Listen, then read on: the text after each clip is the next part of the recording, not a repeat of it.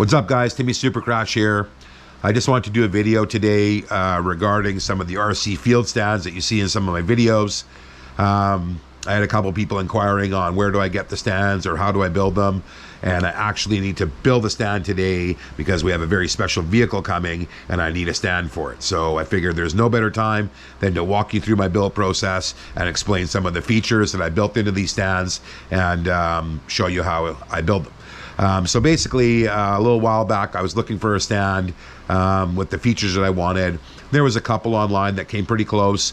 They were quite expensive and they were going to take quite a while to get to me. So I just decided to fab something up to give it a try, and it exceeded my expectations, and that's what I've been using since, and I've been very happy with the way these work, and they're very inexpensive to make. So as you can see, they're just a medium duty tripod. And then I found up a couple pieces here to make it all work. I like to retain the head unit on the tripod. There's a lot of different ways you can do this, but I chose to keep the head units on the tripod because then it allows you to swivel the vehicle, work on it side to side, and then you can also adjust the tension. If you want to lock it down, you can if you're doing certain repairs on the vehicle. So if I don't want it to swivel, I can just tighten the thing and it doesn't move around on me. It makes it really easy to work on the vehicle side to side. You can put it in all different kinds of positions, wheels on, wheels off, whichever way you want to do it. And I built them with a design that I basically built in a cradle here that will accept the X-Max and the XRT chassis. And then I have a top plate that I insert to run a flat chassis such as a Sledge XL or whatever you have. I've also incorporated a parts pan into the stand. So you can have your screws and your parts there, your tools, and you're not working on your truck on the ground, losing screws and in awkward positions. I've also incorporated a little Kydex mount here, so I can put my shocks in or tools, but it's mainly for shocks. So if I need to rebuild a shock, I can let my shock sit here. It's nice and flat and let them bubble out while I'm doing my other stuff, and then come back and assemble the shocks together. It's nice to have, I can accommodate 4 shocks and basically rebuild all the shocks at once and have them all bubbling out, and then it's really, really cool. And this can move from tray to tray. I use a standard heavy duty baking tray. You can use any different size pan or whatnot, but you want to find something that's fairly rigid. I chose something with a lower lip, just so it's easy to access in and out, but it will still retain the parts and the screws when I put them in here. It's quite heavy duty, it's quite thick. It's probably just about an 1/8 inch thick, but it's quite heavy duty. But you can use whatever you find, but there's a secret to mounting this that will make it a lot more stable and work properly, and I'm going to walk you through that when I do the build. So let's just take this off and I'll kind of show you what's underneath here. So like I said, I have a little plate that I have up top here, and this would be for my flat chassis rigs, and you can build this in any size and shape that you want. I just chose to do it this way. And then I have my cradle for the X-Max and the XRT, and that way a lower slung belly, it doesn't sit up top and rock. It actually sits in here nice and locked in, so when I'm working on the truck, it's not wobbling around. Now, once again, I have chosen to retain the head unit on the tripod.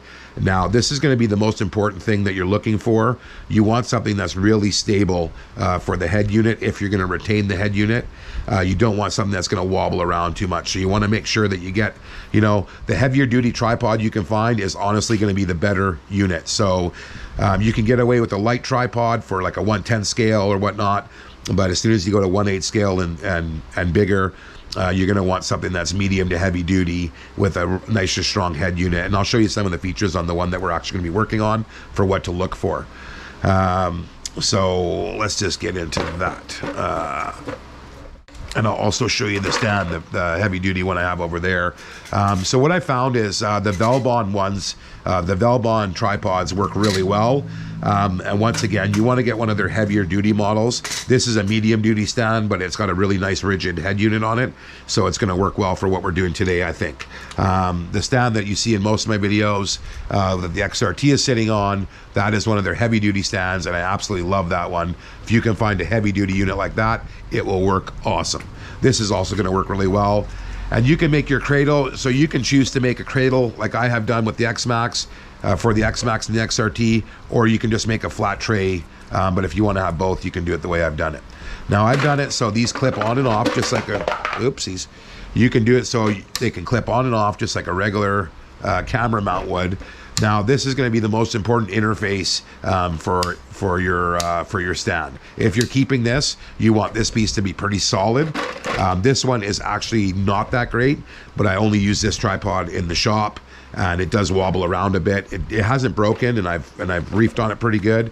But you want something that's sturdy. It's going to be better. This particular cradle is made out of steel, and I've welded it together, welded and bolted it together. And the one that the XRT is sitting on is actually aluminum. The one that we're building today is aluminum because we want to be able to haul it around, and the lighter it is, the better it is for carrying it around. So basically, I'll show you some of the features here. So this particular tripod has a really good head unit. It's going to work really well. They're all different, but they're all very similar in the way they kind of work. Now, if you don't want to use the head unit and have that rotation ability, you can basically just unscrew the head unit and mount your plate right to this screw here, and that solves you a lot of problems. And you might still be able to get it to rotate, but you won't be able to adjust the tension. So that will be the easiest way to do it if you guys want to go that route.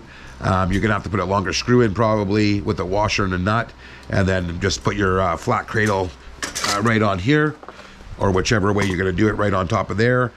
I chose to keep the head unit just because I like the features that it actually has, but we're going to have to modify it a little bit to make it work properly for what we're using it for. So basically, this one is actually locked in with this little screw here, and now we can rotate it, okay?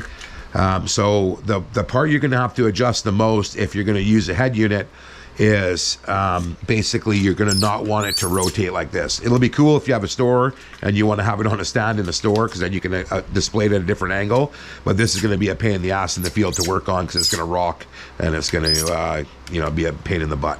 So generally I lock this feature down. You can remove this dial right up, back it right out, remove all the grease, put a little CA glue in here, and tighten it back up, and that should do the trick. On this one today, I've already removed the grease on this one. Today we're actually going to fill this with hot glue as well, and you can also glue this down as well, so you don't have this rocking feature. It also makes it quite a bit better when you do that as well, because this rocking feature can be a pain in the butt. So we'll glue this down, and then the only feature we'll retain is it being able to swivel back and forth like this, and we'll be able to adjust the tension on that and lock it down like that. Some of them adjust the tilt feature with this handle here. This particular one is on the dial, but like this tripod here adjusts that feature with the handle. We're going to get rid of this handle on this build because we don't need to move it around. We'll have the truck to move around. So enough babbling. Let me get down to showing you what you're going to want to do and how to take the tripod apart. Most of them come apart this way. I've built about 5 or 6 of these stands so far. Most of them come apart very similar, and if you're lucky, it'll be an easy one. Like the higher quality tripod, it seems like they're easier to work on because they're meant to be serviced. So if you get a cheapie, it might not have some of the features that we have on this one. This isn't a super expensive tripod. I picked this up used for like 25, 30 bucks. And that one there, I think I paid 40 or 50 for that one, and that's a really nice heavy duty tripod. You can also use like a work light stand, like a work light tripod, and it will be just like if you didn't have the head unit on, and those are all really heavy duty. They're just going to be a bit more cumbersome to carry around in the field. I just want to show you the one that the XRT is sitting on. All right, guys, I just want to show you on this one the way this cradle is actually on this big heavy duty stand. So basically I've just made a couple G10 blocks. If the one that comes with the tripod is not sturdy enough, you're going to want to make something that's sturdy out of aluminum, G10, some kind of material that's heavy enough and strong enough to hold it. So I basically just have a G10 riser here, and then my locking plate, I've just copied the angles that were on the original plastic one that came with this one. The tripod we're working on today has a pretty heavy duty piece, and we're just going to be using that. We don't need to fab one up, I don't think. And this allows you to actually still use this as a tripod if you ever wanted to again, but it locks it in there and it works really well. So just want to show you how that one's going to clip on. On the tripod that we're using today, we don't need to make a G10 piece because the piece that we have in this tripod is actually quite sturdy, and I think it's going to hold up. So if it ends up breaking, we'll just make a G10 one, but I don't think we're going to need to. I'm going to get these aluminum pieces cut out, get all the parts ready, so you can kind of just see how we're going to fit this all together. So the couple of the main tricks there are, when we mount this pan, basically we're going to put a hole in this pan. We're going to find center, put a hole in it, but you need to do something to the pan so it's not just flopping around on here. Because if you just drilled a hole in the pan and put it on this thing, it would just be wobbling around. It wouldn't be supported properly. So there's a little trick that I've kind of come up with that solves that issue, okay? So what you're going to want to do is, let's do this first. So most tripods are going to have some sort of locking feature on the tripod to prevent it from backing all the way out, okay? So basically it's going to have a lock that when you have the tripod all the way to the top, it's going to stop and not come right out. We basically need to remove that feature so we can pull this out so we can get the pan on, okay? So basically most of them have either a screw at the bottom, some kind of locking mechanism at the end of this bar. If you're lucky, you have one that's easy like this, because this one, you just unscrew this piece here at the bottom and it comes right off. After that, we basically just back this head unit right out of the tripod, okay? And it's gonna come right out. Now there's a couple things that we gotta do first. You're gonna unscrew this piece. This is pretty standard on most of the tripods that I've worked on. We're gonna unscrew this middle piece here. And there's a couple pieces we need to save because they gotta go back in, okay? Now we've taken out the retention lock for the neck, for the centerpiece. We're going to take that out. And then there's usually a little plastic piece. It's like a kind of like a bushing that goes around that shaft to keep it nice and sturdy. Now we're just going to back this head all the rest of the way out like that, okay? Now we're going to set this aside for now. Now what you're going to want to do is measure this shaft. If you're going to use a tray, you don't have to use a tray, but it's definitely handy and I recommend it. What you're going to do is measure the neck here and see what size it is. So we're just working in millimeters right now. So we're around 21.87. So let's say 22 millimeters in diameter, just maybe a little bit over, depending on how we position it. So you're going to want to find some kind of tubing that goes over this but fits quite snugly, okay? So we have a pipe here that's about 23 millimeters inner diameter. Now you can use plastic, you don't have to use steel. Today we're using steel. On that big huge stand that's over there, I actually used plastic for this one. This was actually just a vacuum cleaner tube that I cut up into pieces, and it worked perfectly for that neck on that one. You can go a few millimeters over as long as it slides over top of this. So this one's pretty snug, but once we cut it, we're gonna sand the inside out a little bit, and it's gonna ride smoothly up and down. We're gonna cut these pieces, and I'm gonna show you how this is all assembled from here.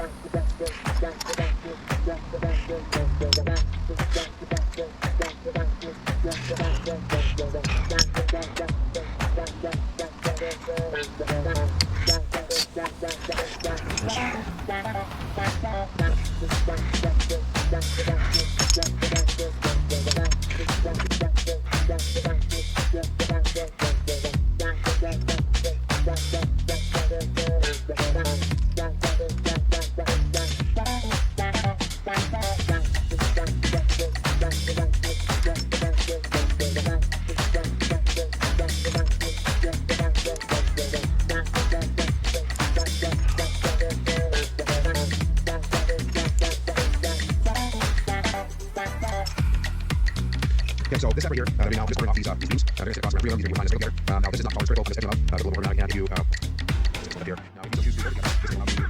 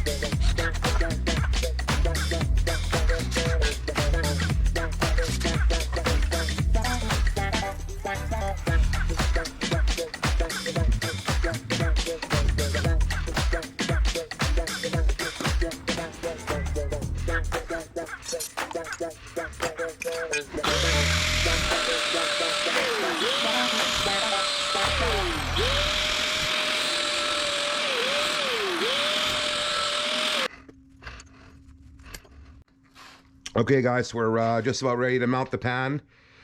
So basically, we've drilled out the washers. We've smoothed out the inside of this. This is going to sit on the neck. This is going to be able to ride up and down the neck as if you want to raise and lower this piece. But it also, the main purpose of it is to support the pan. So basically, we're just going to tack weld this washer at the very bottom of this pipe here. Like this. You can also CA glue it if you wish, but it's important that it just sits at the bottom because that's going to sit on the base of the tripod, and then the pan's going to get sandwiched in between these two washers. We're going to put the pan on after we tack it, and then put this other washer down and sandwich it in between here, and that way the pan will be nice and stable and spin around freely, and it'll work much better that way.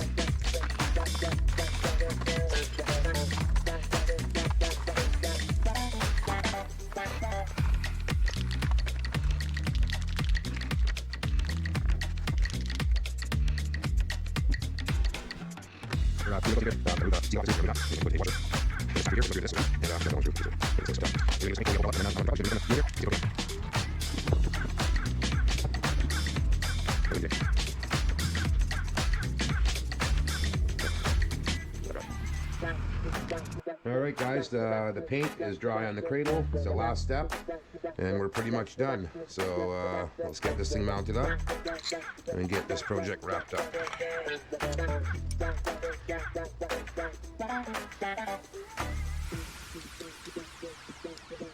I'm sorry, face there. See how it's going. That's what that's how we go. All right, really guys. So now we just here, what we're gonna do is put some foam on these guys. That's some red one side sticky foam, got love. You guys gotta use this stuff for the rocks. Use everything, so many good stuff. We're gonna put down, you see that so. This is both sides.